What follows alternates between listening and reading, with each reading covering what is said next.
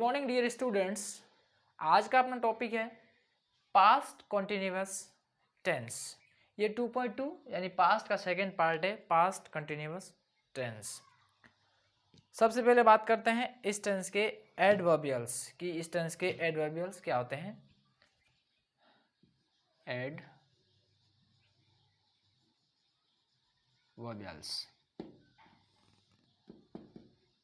इसके एडवर्बियल्स ज़्यादा इतने नहीं होते हैं, 2 या 3 ही होते हैं। एक तो होता है व्हेन, एक होता है व्हाइल, और कभी कभी देखने को मिलता है एट द टाइम। खास तौर से ये होते हैं इसके एडवर्बियल्स व्हेन और व्हाइल। व्हेन और व्हाइल पास्ट कॉन्टिन्यूअस टेंस को इंडिकेट करते हैं मोस्टली। फिर बात करते हैं इस टेंस की हिंदी पहचान कि हिंदी सेंटेंस में कैसे फाइंड आउट करेंगे कि ये पास्ट कॉन्टिन्यूअस टेंस है। हिंदी पहचान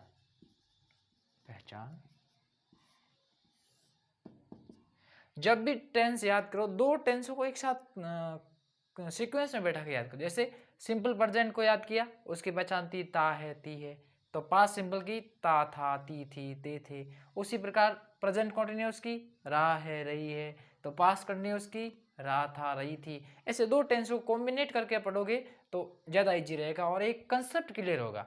टेंसेज रटने से याद नहीं होते हैं, जब अपने माइंड में कंसेप्ट क्लियर हो गया तो फिर वो अपन उसको वापस भूलते नहीं है। रटी हुई चीज़ भूल सकते हैं, कंसेप्ट क्लियर करने का समझो, और 2 टेंसों के बीच में जो मोस्ट डिफरेंस है उसको याद करो ताकि वो आपको लॉन्ग टर्म याद रहेगा। इसकी पहचान होगी रहा था, रही थी, रहे थे, आदि शब्द होते हैं, आदि शब्द। जैसे बात करते हैं एग्जाम्पल की, अक्षय पढ़ रहा था, वह पेड़ पर चढ़ रही थी। रहा था, रही थी, इसका मतलब ये पास्ट कॉन्टिन्यूअस टेंस की पहचान है। अब बात करते हैं इस टेंस की मेन वर्ब की। इस टेंस में मेन वर्ब क्या होती है। मेन वर्ब वही सेम जो प्रेजेंट कंटिन्यूअस में थी, वर्ब की फर्स्ट फॉर्म में आईएनजी या प्रेजेंट पार्टिसिपल, वो सेम पास्ट कंटिन्यूअस में वर्ब की फर्स्ट फॉर्म प्लस आईएनजी, और इसको बोल सकते हैं present participle, present participle form. V1 plus ING का यूज होता है और प्रेजेंट पार्टिसिपल बोलते हैं V1 प्लस आईएनजी को, मेन वर्ब के रूप में इस टेंस में यूज होता है। अब बात करते हैं इस टेंस की ऑक्सिलरी वर्ब। ऑक्सिलरी वर्ब दोस्तों इसकी होती है वॉज और वर, और वॉज का प्रयोग और वर का प्रयोग अभी कंसेप्ट क्लियर करेंगे। थोड़ा सा टेंस है इसमें, याद रखने की चीज है। ऑक्सिलरी वर्ब, ऑक्सिलरी वर्ब, इसको क्या बोल सकते हैं, हेल्पिंग वर्ब या सहायक क्रिया। Auxiliary verb, helping verb, Hindi में बोल सकते हैं सहायक क्रिया। इस टेंस की सहायक क्रिया होती है वॉज तथा वर। वॉज, कुछ लोग वाज बोलते हैं, वाज नहीं, वॉज, वॉज सहायक क्रिया के रूप में होता है वॉज तथा वर। अब इनकी यूजेस, वॉज कहाँ आता है और वर कहाँ आता है वो पढ़ेंगे। आई और सिंगुलर सब्जेक्ट, सिंगुलर सब्जेक्ट के साथ आई तथा सिंगुलर के साथ वॉज का यूज होता है, और वर का यूज होता है प्लूरल सब्जेक्ट्स, बहुवचन कर्ता के साथ वर, सिंगुलर के साथ वॉज। याद रखना यह है कि बाकी कुछ टेंसों में जो आई था उस आई को प्लूरल के साथ काउंट करते थे, लेकिन इस टेंस में आई तथा सिंगुलर सब्जेक्ट के साथ वॉज आएगा और प्लूरल सब्जेक्ट के साथ वर आएगा। तो फिर पीछे कौन बच के प्लूरल में, तो एक तो वी, यू, दे, और two and more than two यदि व्यक्तियों के नाम है, दो या दो से अधिक व्यक्तियों के नाम है तो प्लूरल होता ही है, और वी, यू, दे भी प्लूरल में इनके साथ वर्ब का प्रयोग, और सिंगुलर सब्जेक्ट में वॉज का प्रयोग। सिंगुलर में कौन कौन हो गया, ई, सी, इट, और कोई सिंगल पर्सन का नाम है तो वो भी सिंगुलर सब्जेक्ट में आता है। अब अपन बात करेंगे translation of interrogative sentence. Translation of interrogative sentence. Translation of interrogative sentence. उससे पहले एक किसी ऑनलाइन स्टूडेंट का कमेंट आया था किसी वीडियो पे, उसी कोई प्रॉब्लम थी, इश्यू थी, उसको सॉल्व कर रहा हूँ। प्रॉब्लम ये था कि sir present perfect continuous tense में हेल्पिंग वर्ब हैज़ बीन और हैव बीन होता है। हैज जब इंट्रोगेटिव सेंटेंस आता है तो हैज़ तथा बीन के बीच में सब्जेक्ट आता है, और जब इंट्रोगेटिव सेंटेंस WH वर्ड से स्टार्ट होता है तो फिर स्थिति क्या होती है वो आपने क्लियर नहीं किया।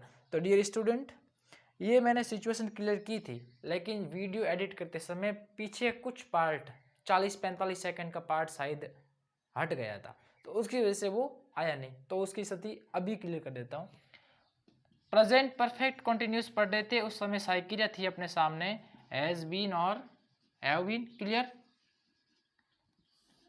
हैज बीन का प्रयोग सिंगुलर सब्जेक्ट के साथ, हैव बीन का प्रयोग प्लूरल सब्जेक्ट के साथ। क्लियर। फिर जब इंट्रोगेटिव सेंटेंस पढ़े थे तो जब सेंटेंस हेल्पिंग वर्ब से स्टार्ट होता तो हेल्पिंग वर्ब आती शुरू में यानी एज, और प्लस हो जाता सब्जेक्ट प्लस बीन। ये सेम स्थिति भी रहती है WH वर्ड में भी, दोनों सेम कंडीशन। जैसे मैं आपके सामने दो सेंटेंस लिख करके स्थिति क्लियर करता हूं, जैसे कि have you been living here for 2 years। एक सेंटेंस है have you been living here for 2 years। एक सेंटेंस ये है why have you been living here for 2 years। Same condition रहेगी।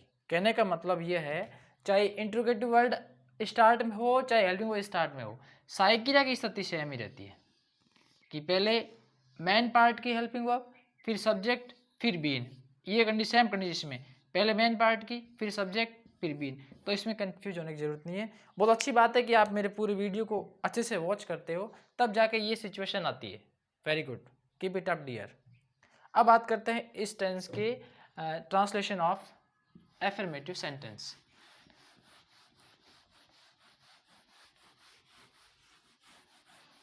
Translation of affirmative sentence.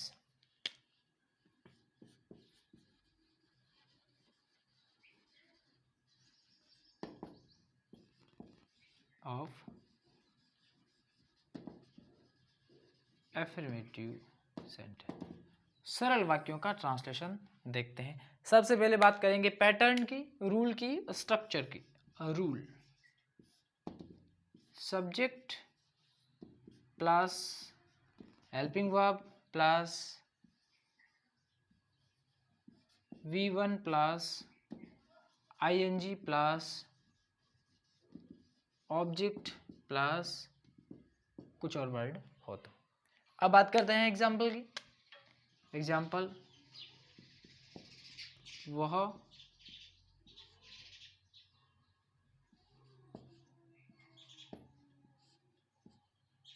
पेड़ पर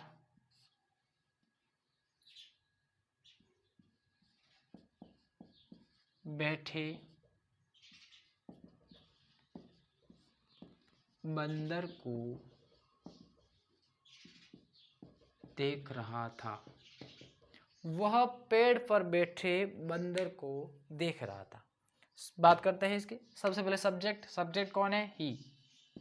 फिर वर्ब क्या है? वह क्या करता है? देख रहा है, तो इसकी क्या है? वर्ब। वो देख रहा है, क्या देख रहा है? पेड़ पर बैठे बंदर को, केवल बंदर को नहीं, पेड़ पर बैठे बंदर को देख रहा, तो ये इसमें पूरा ऑब्जेक्ट में काउंट होगा। अब इसकी ट्रांसलेट करते हैं। सबसे पहले क्या आएगा? सब्जेक्ट, तो ही। फिर हेल्पिंग वर्ब वॉच, ही वॉच। देखना, वॉचिंग कह सकते हैं, लुकिंग कह सकते हैं, वॉच, वॉचिंग। वॉचिंग क्या देख रहा है? बंदर, तो a monkey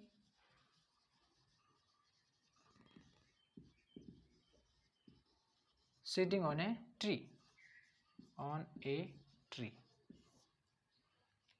he was watching a monkey sitting on tree.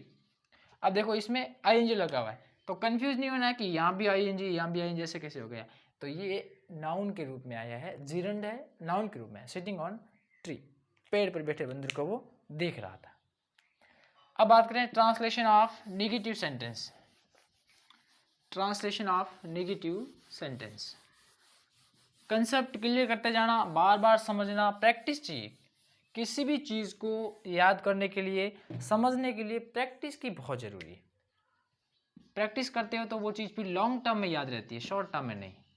और अपन को कोई भी चीज़ लॉन्ग टर्म में याद करने को चाहिए तो बार बार प्रैक्टिस करो, तब जाके याद होगा।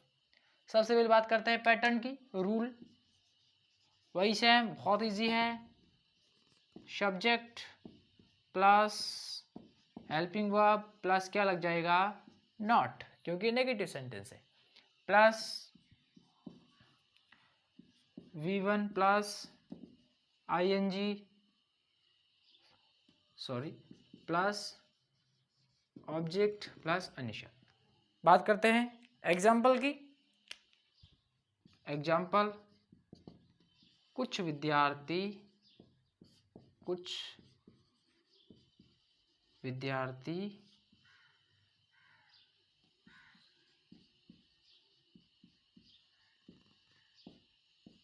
विद्यालय में नहीं खेल रहे थे। कुछ विद्यार्थी विद्यालय में नहीं खेल रहे थे। इसकी ट्रांसलेशन की बात करते हैं। सबसे पहले फाइंड आउट करना है subject, who is subject in this sentence?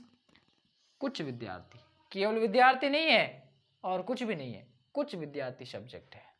खेलना इसके अंदर वर्ब है, ये नोट है, और ये इसका अन्य शब्द है। खेलने से पूछो क्या, आंसर नहीं मिल रहा, खेल रहे क्या खेल रहे, आंसर नहीं मिल रहा है, तो ऑब्जेक्ट नहीं है, ये अन्य शब्द है। अब इसका ट्रांसलेट करते हैं। सबसे पहले सब्जेक्ट, तो सम स्टूडेंट्स, कुछ विद्यार्थी, सम स्टूडेंट्स, बहुवचन है तो वर प्लेइंग, सॉरी, वर के बाद क्या आएगा? Not, were not playing in school. कुछ विद्यार्थी स्कूल में नहीं खेल रहे थे, यानी some students were not flying in school. कुछ विद्यार्थी स्कूल में नहीं खेल रहे थे। अब बात करते हैं ट्रांसलेशन ऑफ इंटेरोगेटिव सेंटेंस, प्रश्नवाचक वाक्यों का अंग्रेजी अनुवाद।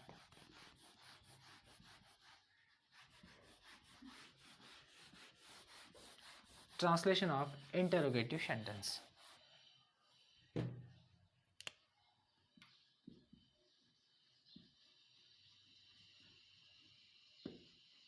ट्रांसलेशन ऑफ इंटेरोगेटिव सेंटेंस, प्रश्नवाचक वाक्यों का translation. All first we will talk about rules of this sentence. Rule, सबसे पहले हेल्पिंग वर्ब, फिर आपका सब्जेक्ट, फिर आपकी वर्ब, वर्ब के साथ ING, फिर आपका ऑब्जेक्ट, फिर आपके क्वेश्चन मार्क। सेकेंड पैटर्न क्या होता है? सबसे पहले WH शब्द, फिर आपकी हेल्पिंग वर्ब, फिर आपका सब्जेक्ट, फिर आपका V1 प्लस ING, फिर आपका ऑब्जेक्ट, फिर क्वेश्चन मार्क। ये आपके सामने दो पैटर्न रहते हैं। अब इनके दो एग्जाम्पल देखते हैं ताकि कंसेप्ट क्लियर हो जाए। जैसे एग्जाम्पल के रूप में, क्या मैं